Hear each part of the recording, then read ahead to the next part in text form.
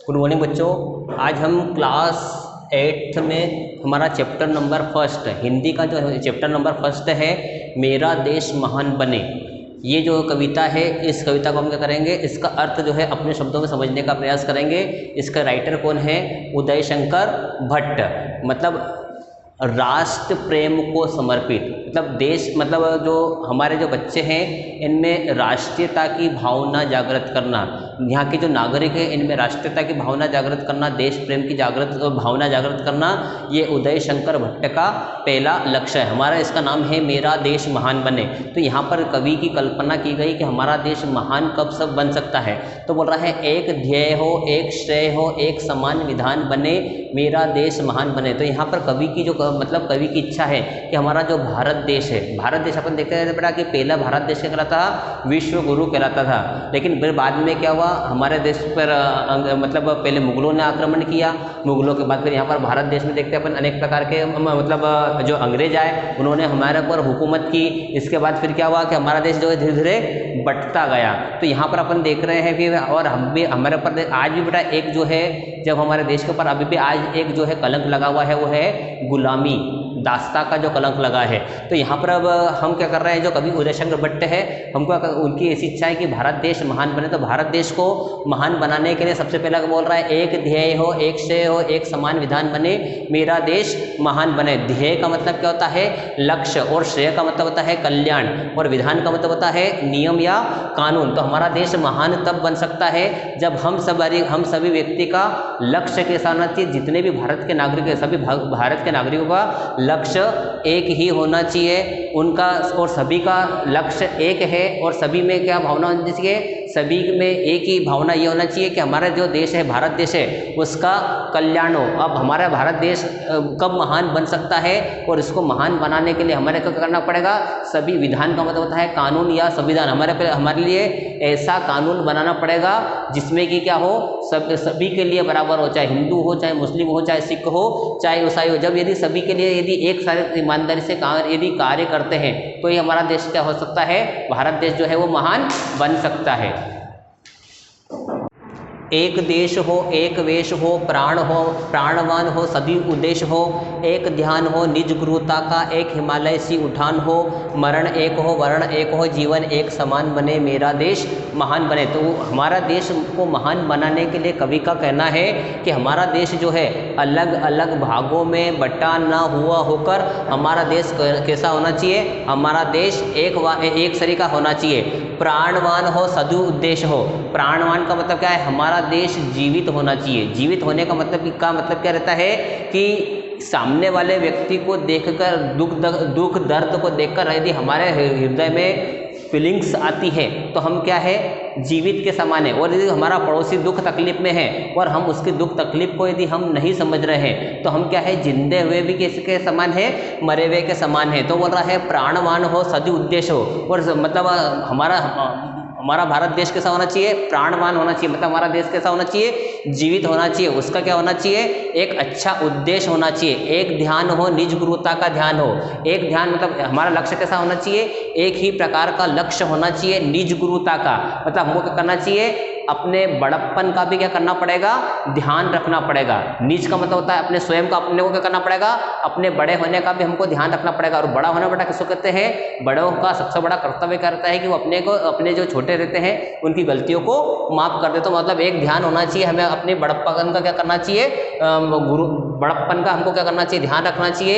एक हिमालय सी उठानो। हिमालय पर्वत को अपन देखते हैं, हिमालय पर्वत कैसा है? अड़िग है। मतलब अड़िग का मतलब कैसा है? चाहे ठंड हो, चाहे गर्मी हो, चाहे वर्षा हो, वो क्या करता है? अपने रक्षा रूपी कर्म करने से कभी नहीं पीछे हटता है। तो इस प्रकार हमको भी करना चाहिए। हिमालय के समान कैसा होना चाहिए? अड़िग होना चाहिए। मरण एक हो, वर्ण एक हो, जीवन एक समान बने। मतलब हमारे लिए चाहे जीवन जीने का मौका हो या चाहे मरने का मौका हो, यदि हम अपने देश के लिए जिए तो हमारा कैसा होना चाहिए? हम जिए तो देश के लिए जिए और मरे तो देश के लिए ही मरे। मतलब चाहे जीना पड़े चाहे मरना पड़े, दोनों ही स्थितियों में हमारे को कैसा होना चाहिए? एक समान ही होना चाहिए। यदि हम दोनों ही स्थितियों में एक से रहेंगे, चाहे सुख आए चाहे दुख आए, चाहे कितनी अनुकूल परिस्थिति हो, चाहे कठिन परिस्थिति हो, यदि हम अपने लक्ष्य से नहीं मतलब डिगेंगे तभी क्या होगा, हम क्या है, हमारा देश जो है वो महान बनेगा।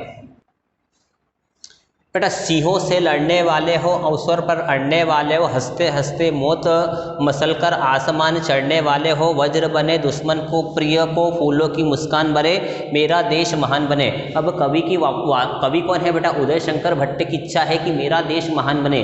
तो देश को महान बनाने के लिए सबसे ज़्यादा केवल एक नागरिक के मतलब एक नागरिक के कर्तव्य से हमारा देश महान बन जाएगा। तो सभी नागरिकों का यही कर्तव्य रहेगा कि यदि हमको भारत देश को महान बनाना है तो हमसे क्या करना पड़ेगा, सिंहों से लड़ने वाले हो। हमको यदि हमारे सामने शत्रु आ जाता है तो हमको उसका मुकाबला किस प्रकार करना चाहिए, जिस प्रकार शेर पराक्रमशाली रहता है तो हमको भी क्या करना पड़ेगा, चाहे हमारा दुश्मन कितना ही मजबूत क्यों ना हो, हमको किसके समान लड़ना पड़ेगा, शेर के सामने समान लड़ना पड़ेगा। शेर क्या करता है, एक बार यदि उसके सामने कोई जानवर आ जाता है तो बेटा फिर क्या करता है, उसका शिकार कर कर ही मानता है, उसको ऐसे ही जाने नहीं देता। अवसर पर अड़ने वाले हो, और यदि हमारे पास यदि देश को आगे बढ़ाने के लिए कोई सा अच्छा अवसर आ रहा है तो हमको क्या करना पड़ेगा, ज़रूरत पड़ने के लिए उस अवसर के लिए हमको क्या करना पड़ेगा, अड़ना भी पड़ेगा, जिद करना पड़ेगी। जैसे कभी कभी छोटे बच्चे क्या करते हैं, किसी चीज़ को लेकर जिद कर लेते हैं, अड़ जाते हैं और वो वस्तु प्राप्त कर लेते हैं। तो हमको क्या करना पड़ेगा, यदि मौका मिले हमारे देश की भलाई के लिए, यदि हमको कोई सा मौका मिल रहा है तो हमको क्या करना पड़ेगा, उस मौके को भुनाने के लिए कभी कभी क्या करना पड़ेगा, हमको जिद करना पड़ेगी, मतलब अड़ना पड़ेगा। हंसते हंसते मौत मसलकर आसमान पर चढ़ने वाले हो। और यदि किसी कारणवश यदि हमारा देश हित के लिए यदि हमारी मृत्यु आ रही है, देश हित के देश भलाई के लिए यदि हमें किसी कारणवश मतलब सूली पर चढ़ना है तो हमको क्या करना पड़ेगा, हंसते हंसते जो है उस सूली पर चढ़ जाएंगे। ठीक है। वज्र बने दुश्मन को प्रिय को फूलों की मुस्कान बने। और यदि हमारे सामने यदि कोई हमारा शत्रु आ जाता है तो हमको क्या करना पड़ेगा, वज्र का मतलब क्या होता है, कठोर। शत्रु के सामने हमको क्या करना पड़ेगा, कठोर बनना पड़ेगा। और यदि कोई हमारा अपना प्रिय वाला आता है तो यदि हमको दुश्मन के लिए यदि हम कठोर बन रहे हैं तो अपने वालों के लिए हमको करना पड़ेगा फूलों की तरह। फूल क्या करते हैं, फूल हमेशा मुस्कुराते हैं, हमको क्या करना पड़ेगा, अपने वालों के लिए हमको मुस्कुराना पड़ेगा। जब यदि हम इन सारी चीज़ों को इन सारी बातों को ध्यान में रखते हैं तो ही हम क्या कर सकते हैं, अपने देश को महान बना सकते हैं। और हमारा मेन उद्देश्य क्या होना चाहिए, हमारा देश महान बने। और अपन देखते हैं किसी चीज़ को आगे बढ़ाने के लिए बलिदान करना पड़ता है। तो बलिदान चाहे क्या करना पड़े, हमको अपने प्राणों का ही बलिदान क्यों ना करना पड़े। यदि देश हित के लिए यदि हम अपना प्राणों के बलिदान करें तो भी ये क्या है, हमारी मातृभूमि के लिए कम है। बेटा उठे देश के लिए उठे हम, जिए देश के लिए जिए हम, गले देश के लिए गले हम, मरे देश के लिए मरे हम। तन में मन में यही ध्यान हो, भारत महिमावान बने, मेरा देश महान बने। अब यदि देश को महान बनाना है, देश को महान बनाना है तो सिर्फ देश कहने से महान नहीं बनेगा। देश को महान बनाने के लिए हमको क्या करना पड़ेगा, बलिदान करना पड़ेगा। और बलिदान सबसे पहले किसको करना पड़ेगा, यदि हम दूसरों से व्यक्ति से करें कि भैया तुम ऐसे करो तो सबसे पहले हमको क्या करना पड़ेगा, उस चीज़ का पालन स्वयं हमको करना पड़ेगा। यदि हम नियम बना रहे हैं, कोई से भी नियम बना रहे हैं, कोई से भी कुछ नियम कायदे बना रहे हैं तो सबसे पहले पालन किसको करना पड़ेगा, स्वयं हमको करना पड़ेगा। तो यहाँ पर अपन बलिदान करने, यदि देश को महान बनाने के लिए हमको करना पड़ेगा बलिदान देने की आवश्यकता है। तो यहाँ पर कवि की सबसे ज़्यादा इच्छा है कि यदि सबसे पहले बलिदान कौन करेगा, स्वयं कवि करेंगे या स्वयं हम करेंगे। हमारी इच्छा है कि हमारा देश महान बने तो हमको क्या करना पड़ेगा, स्वयं को अपने आप को बलिदान करना पड़ेगा। तो बोला उठे देश के लिए उठे हम। यदि हम किसी कारणवश ऊपर उठना चाहते हैं तो हमारा उद्देश्य स्वयं में नहीं होना चाहिए, बल्कि हमारा उद्देश्य हम होना चाहिए। मतलब हम से मतलब होता है हमारे देश से। यदि हम उठे तो हम किसके लिए उठना चाहिए, भारत देश के उठना चाहिए। देश के लिए जिए। और यदि हम जिंदा रहना चाहते हैं तो किसके लिए रहना चाहते हैं, देश के लिए जिंदा रहना चाहते हैं। अपन देखते हैं परोपकार की भावना होना आवश्यक है। किसकी भावना होना आवश्यक है, परोपकार की भावना होना चाहिए। केवल मेरा अपना स्वयं का स्वार्थ होना चाहिए। हमारा स्वार्थ कैसा होना चाहिए, स्वार्थ का मतलब होता है परमार्थ। ये शब्द जो है गलत लोगों के हाथों में चला गया है, इसलिए उन्होंने क्या करा है, इस शब्द की जो है परिभाषा बदल दी है। तो बड़ा यदि हम जिए तो सिर्फ किसके लिए जिए, सिर्फ हमारा उद्देश्य हमारे देश के लिए ही जीना होना चाहिए। और यदि किसी कारणवश हम गलते हैं, गलने मतलब होता है मरते हैं, तो हम किसके लिए मरेंगे? यदि हम जिंदा हैं तो सिर्फ देश के लिए जिएंगे, और मरेंगे तो हम सिर्फ देश के लिए ही मरेंगे। तन में मन में यही ध्यान हो, हमारा तन और मन में क्या होना चाहिए? सिर्फ यही एक मतलब यही ध्यान होना चाहिए। कैसा होना चाहिए? कि मेरा देश, भारत जो देश है वो महिमावान होना चाहिए और भारत देश महान बने। तो बेटा यदि भारत देश को महान बनाना है तो बेटा एक व्यक्ति की कल्पना से जो सपना जो है साकार नहीं हो सकता। भारत देश में अपन देखते हैं सभी लोग जब तक मिलजुल कर कार्य नहीं करेंगे तब तक जो है भारत देश के महान होने की कल्पना नहीं की जा सकती। और देश को महान बनाना है तो सबसे पहले क्या करना पड़ेगा? हमको बलिदान देने की आवश्यकता पड़ेगी। बिना बलिदान दिए अपन किसी भी व्यक्ति को आगे नहीं बढ़ाना चाहते। यदि हमको स्वर्ग के दर्शन करना है तो हमको क्या करना पड़ेगा? मरना पड़ेगा। उसी प्रकार यदि भारत देश को महान बनाना है तो हमको क्या करना पड़ेगा? बलिदान करना ही पड़ेगा। जब तक हम बलिदान नहीं करेंगे, मतलब कुछ पाने के लिए हमको क्या करना पड़ेगा? कुछ खोना ही पड़ेगा। और हम क्या खो सकते हैं? केवल अपने शरीर को खो सकते हैं। बराबर। प्रश्न क्रमांक 1 है, सही जोड़ी बनाइए। ठीक है, मेरा देश एक हिमालय सी सिंह से और वज्र बने। तो यहाँ पर मेरा देश महान बने, ये लिखा है बेटा, मेरा देश महान बने। ठीक है, एक हिमालय सी उठान हो। ठीक है, सिंहों से लड़ने वाले हो, मतलब मौका मिले तो किसके समान लड़ना पड़ेगा? हमारे को शेर के समान लड़ना पड़ेगा। वज्र बने दुश्मन को, यदि हमारे सामने हमारा दुश्मन आ जाएगा तो हमको क्या करना पड़ेगा? वज्र बनना पड़ेगा। वज्र का मतलब क्या होता है? कठोर बनना पड़ेगा। और यदि कोई अपने वाला है तो हमको क्या करना पड़ेगा? फूलों के समान कोमल भी बनना पड़ेगा। मतलब कठोर भी बनना पड़ेगा और कोमल भी बनना पड़ेगा। फिर रिक्त स्थान दिए गए विकल्पों से रिक्त स्थान की पूर्ति कीजिए। एक ध्येय हो, एक श्रेय हो, एक समान बने, महान या विधान।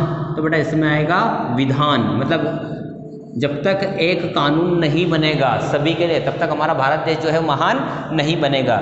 सिंहों से लड़ने वाले हो, अवसर पर अड़ने वाले हो या उड़ने वाले हो। तो बेटा इसमें आएगा अवसर पर अड़ने वाले हो। शादी विवाह होता है तो अधिकतर अपन देखते हैं बेटा लड़के वाले जो है किसी चीज़ के लिए अड़ जाते हैं कि भैया जब तक ये काम नहीं होगा शादी तब तक नहीं होगी। तो लड़की वालों को करना पड़ता है, उसकी बात जो है वो मानना पड़ती है। तन में मन में यही हो, भारत महिमावान बने। तन में मन में यही ध्यान हो, तन में मन में यही ध्यान हो, भारत महिमावान बने। भारत को महिमावान बनाना है तो हमारे को हमारे मन में भी यही ध्यान रखना पड़ेगा और शरीर में भी हमको क्या करना पड़ेगा? एक ही ध्यान रखना पड़ेगा। मरण एक हो, एक हो जीवन एक समान बने। तो यहाँ पर मरण एक हो तो चरण एक हो या वर्ण एक हो? इसमें आएगा बेटा मरण एक हो, वर्ण एक हो। यदि मरे तो देश के लिए मरे और जिए तो देश के लिए जिए। बेटा हमारा प्रश्न क्रमांक 2 है अति लघुत्तरी प्रश्न। देशवासियों का केवल एक ध्येय क्या होना चाहिए? तो इसमें लिखेंगे देशवासियों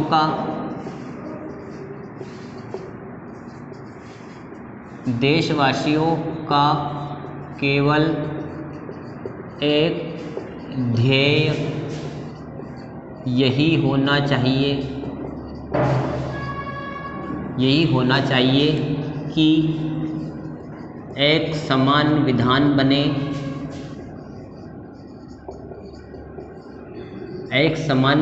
बने, और मेरा देश महान बने।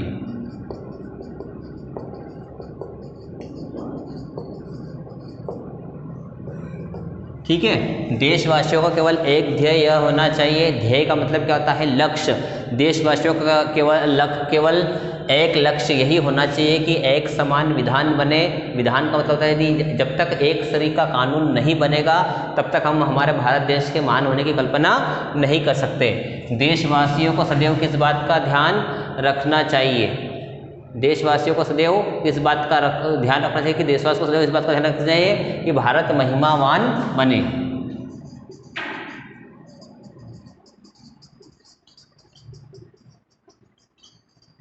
देशवासियों को सदैव इसी बात का ध्यान रखना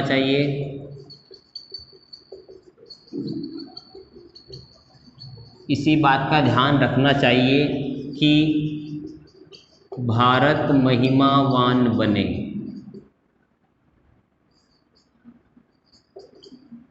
ठीक है। तीसरा प्रश्न है, कवि के अनुसार जीवन कैसा होना चाहिए? कवि के अनुसार जीवन एक समान होना चाहिए।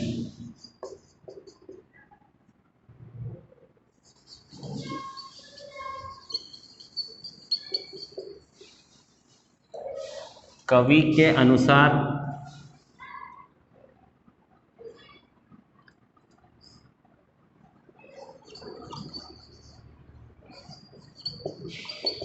अनुसार अनुकूल या प्रतिकूल दोनों ही स्थितियों में, कवि के अनुसार अनुकूल या प्रतिकूल दोनों ही स्थितियों में जीवन एक समान होना चाहिए। समझ रहे हो बेटा? चाहे जीवन में अपन देखते हैं हमेशा स्थितियाँ एक सरी की आती है क्या?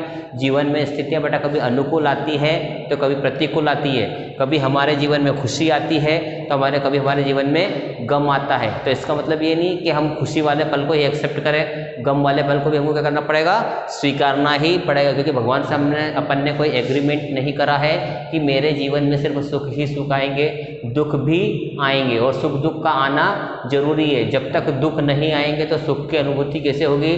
और सुख ही सुख आएगा तो पता कैसे चलेगा कि दुख की अनुभूति क्या होती है?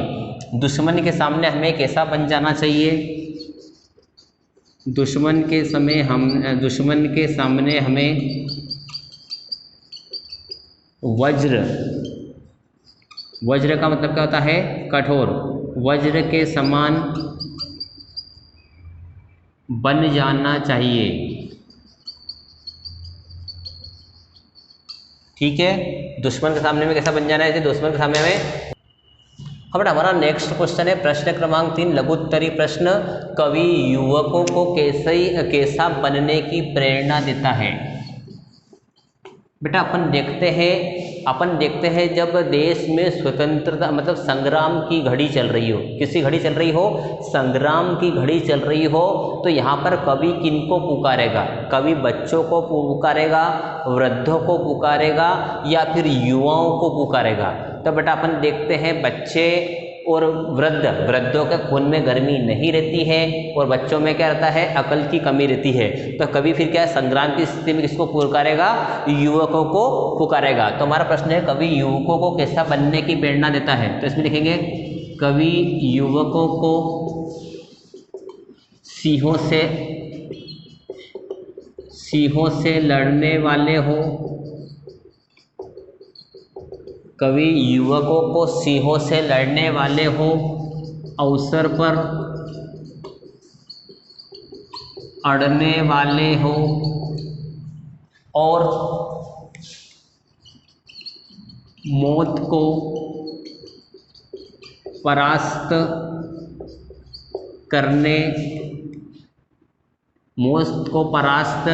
करने की प्रेरणा देता है। मतलब कवि युवकों को कैसा बनने की प्रेरणा देता है? तो कवि कहता है कवि युवकों को किसके समान? शेर की जरूरत पड़े तो शेर के समान उनको लड़ना पड़ेगा, अवसर पड़े तो उनको अड़ना भी पड़ेगा और मौत को परास्त करना भी पड़ेगा। हाँ बेटा, हमारा नेक्स्ट क्वेश्चन है हंसते हंसते मौत मसलकर आसमान चढ़ने वाले हो से कवि का क्या आशय है? इसमें लिखेंगे हंसते हंसते मौत मसलकर आसमान चढ़ने वाले हो, आसमान चढ़ने वाले हो से कवि का यह आशय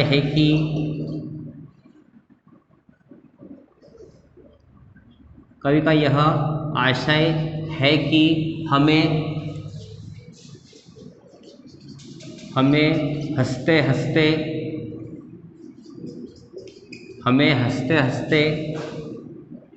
मौत को गले हंसते हंसते मौत को गले लगा लेना चाहिए। हंसते हंसते मौत को गले लगा लेना चाहिए और सदैव उन्नति के पथ पर आगे बढ़ते रहना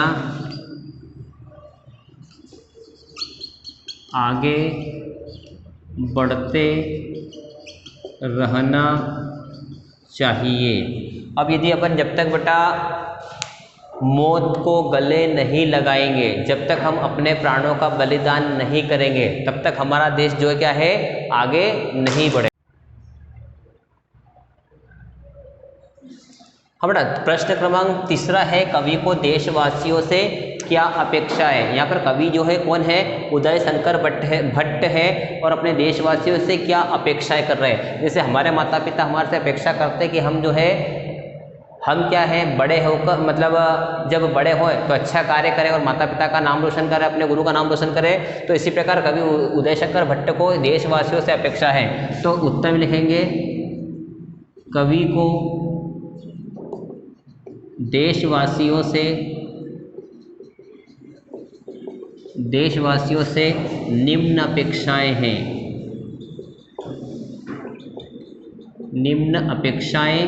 हैं। जब भी उठे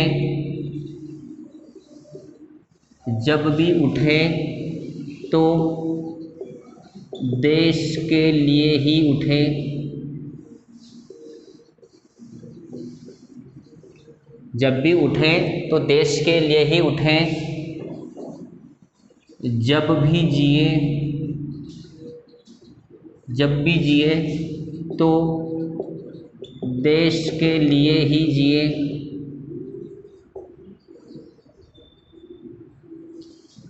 जब भी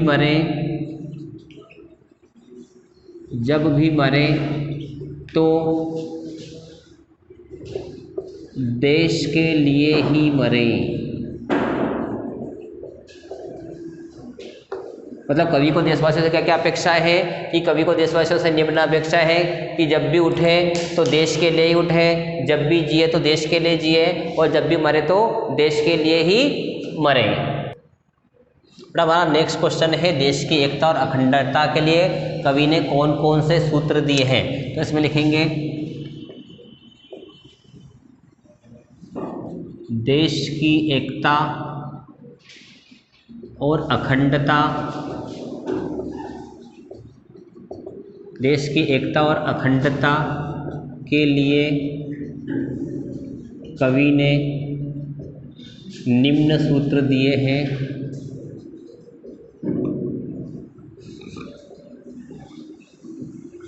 कवि ने निम्न सूत्र दिए हैं कि हमारा विधान एक समान हो,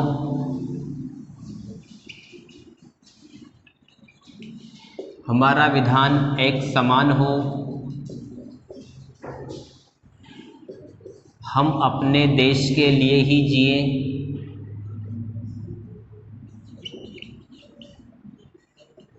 हम अपने देश के लिए ही जिए, हम अपने देश के लिए ही मरे,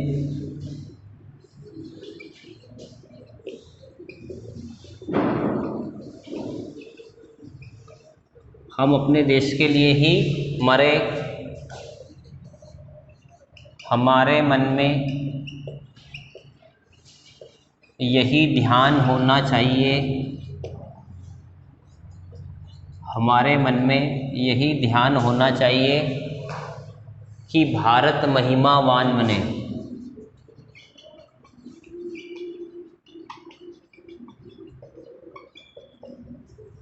ठीक है, बट हमारा निम्नलिखित का आशय स्पष्ट कीजिए। मरण एक हो, वर्ण एक हो, जीवन एक समान बने। तो इसका आशय यह है कि कवि चाहता है कि हम अपने देश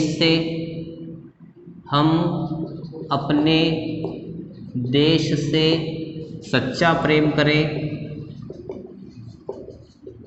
हम अपने देश से सच्चा प्रेम करें और इसके लिए जिए और इसके लिए ही मरें।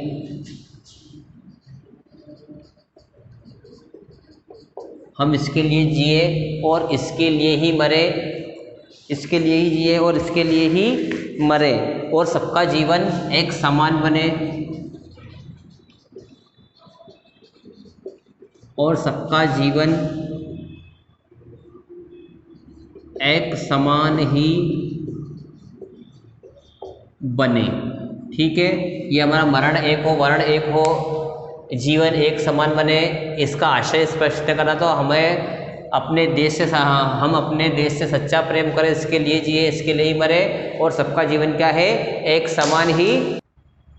बड़ा हमारा दूसरा है, सिंहों से लड़ने वाले हो और अवसर पर अड़ने वाले हो। इस पंक्ति का आशय यह है कि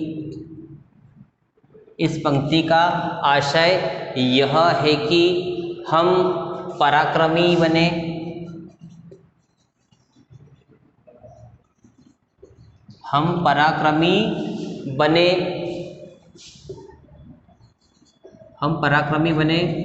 और सत्य का पक्ष लेने वाले हों। हम पराक्रमी बने और सत्य का पक्ष लेने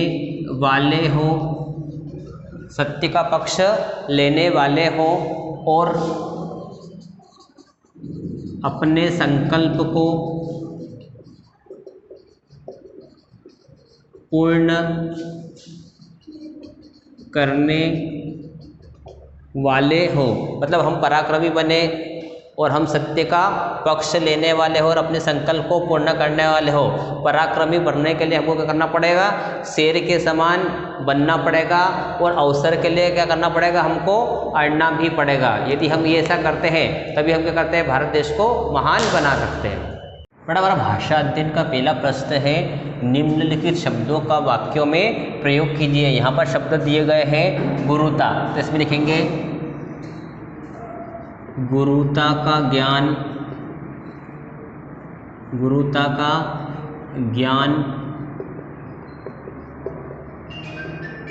जीवन में जरूरी है। गुरुता का ज्ञान जीवन में जरूरी है। गुरुता का ज्ञान जीवन में जरूरी है। हमारे जीवन का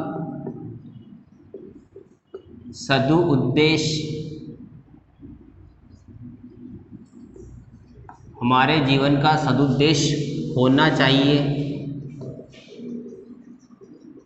सत प्लस उद्देश्य मतलब हमारे जीवन का कैसा उद्देश्य होना चाहिए, अच्छा उद्देश्य होना चाहिए। जीवन, हमें सादा जीवन व्यतीत करना चाहिए।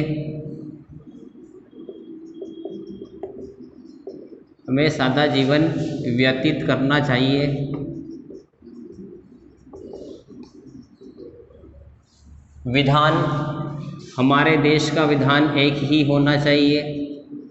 विधान का मतलब होता है संविधान या फिर नियम। हमारे देश का विधान एक ही होना चाहिए।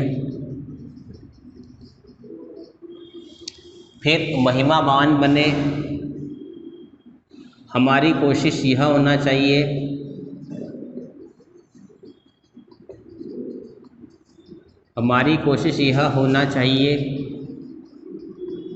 कि भारत महिमावान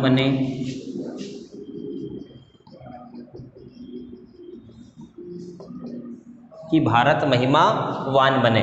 अब इसके बाद है प्रश्न क्रमांक दूसरा, निम्नलिखित शब्दों में से शुद्ध शब्द छांटकर दिए गए स्थान में लिखिए। अब यहाँ पर दे रखा है कि इसमें सही शब्द कौन सा है, यहाँ पर सही वर्तनी वाला शब्द कौन सा है। यहाँ पर देखा वज्र, वर्ण और ये वज्र, तो बेटा इसमें कौन सा आएगा, वज्र, ये वाला जो है वो सही है।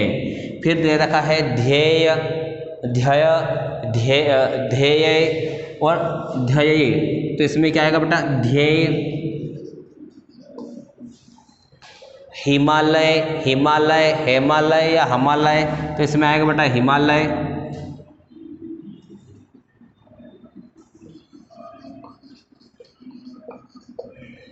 अब इसके बाद में दे रखा है गुरुता, गरुरता, गुरुता और गुरुत, तो इसमें क्या आएगा बेटा, गुरुता। ठीक है, जो मतलब यहाँ पर अलग अलग शब्द दिए थे, तो जो सही शब्द था उनको छटकर लिखना था।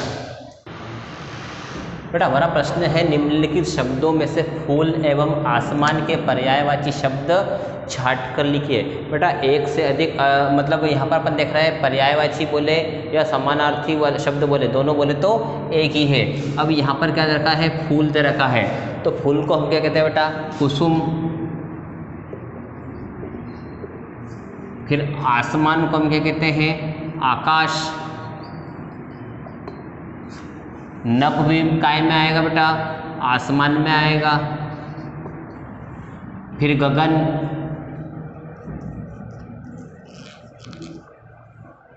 गगन भी बेटा काय में आएगा, आसमान में ही आएगा। पुष्प फूल में आएगा, पुष्प ये भी फूल में ही आएगा। सुमन ये भी फूल में ही आएगा। प्रसून ये भी क्या है, फूल में ही आएगा। और अंबर जो है काय में आएगा, आसमान में आएगा। ठीक है, अब नेक्स्ट क्वेश्चन है निम्नलिखित शब्दों में वान प्रत्यय जोड़कर शब्द बनाइए। अपन देखते हैं बेटा प्रत्यय कहाँ लगते हैं, बेटा प्रत्यय शब्द के पीछे लगते हैं, और जब ये शब्द के पीछे लगते हैं तो नए शब्द का क्या करते हैं, निर्माण कर देते हैं। जैसे यहाँ पर गाड़ी में प्रत्यय कौन सा लगाना है बेटा अपने को, वान। सभी में वान वान लगाना है।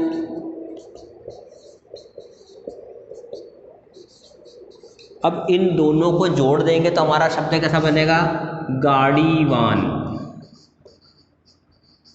ठीक है, धनवान, ये सामने वाले के गुण को क्या कर रहा है, प्रदर्शित कर रहा है। गाड़ीवान मतलब गाड़ी वाला, धनवान मतलब धन वाला। कोचवान कोच वाला।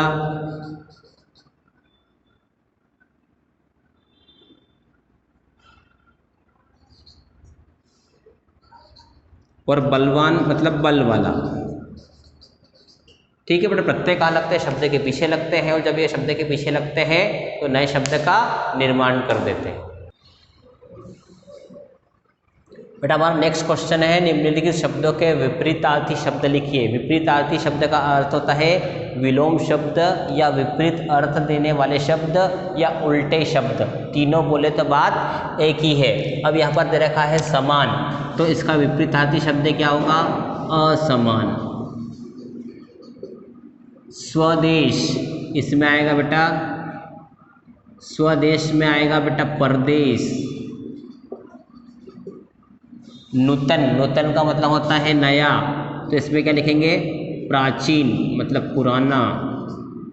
सजीव मतलब जिंदा, जिंदे का विलोम क्या होगा, मरा हुआ मतलब निर्जीव। फूल, फूल का लिखेंगे बेटा अपन शूल।